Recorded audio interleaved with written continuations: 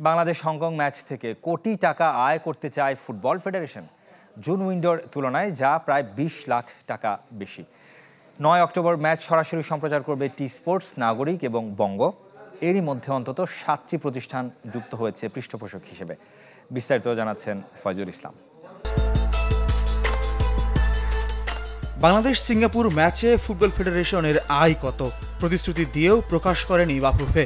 তবে সূত্র বলছে জুন উইন্ডোর ম্যাচে ফেডারেশনের আয় প্রায় 80 লাখ টাকা। সেই অঙ্ককে এবার ছাড়িয়ে যেতে চায় বাফুফে, লক্ষ্য অন্তত 1 কোটি টাকা। বাংলাদেশ হংকং ম্যাচে এরই মধ্যে অন্তত 7টি প্রতিষ্ঠান পৃষ্ঠপোষক হিসেবে চূড়ান্ত হয়েছে। ইভেন্ট ম্যানেজ করছে ইন্টারস্পিড অ্যাক্টিভিশন লিমিটেড।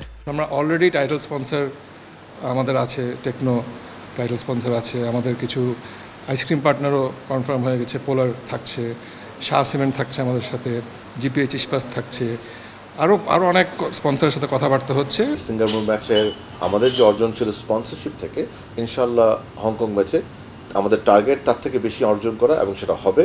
এবং আপনি জেনে খুশি হবেন, ইন্ডিয়াতে আমাদের টার্গেটটা আরও বেশি। ইন্ডিয়াতে আমাদের আরও এডিশনাল ফান্ডস আসবে পিওর স্পন্সরশিপ থেকে।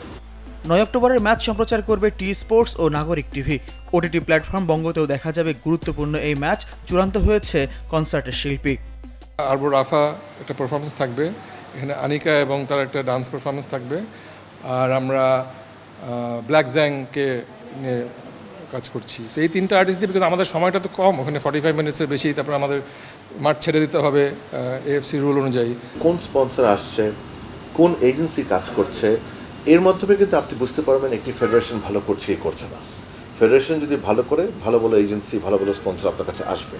ফেডারেশন যদি ভালো না করে, কেউ কিন্তু আপনার কাছে আসবে না, যেটা হয়তোবা আমরা দেখেছি বিগত দিনে স্ট্রাগল করেছে। শুধু আন্তর্জাতিক ম্যাচ নয়, ঘরোয়া ফুটবল সহ নানাভাবে বাফুফের সাথে থাকতে চায় ইন্টারস্পিড। শিগগির ফুটবলারদের দেখা যাবে নতুন নতুন বিজ্ঞাপনে।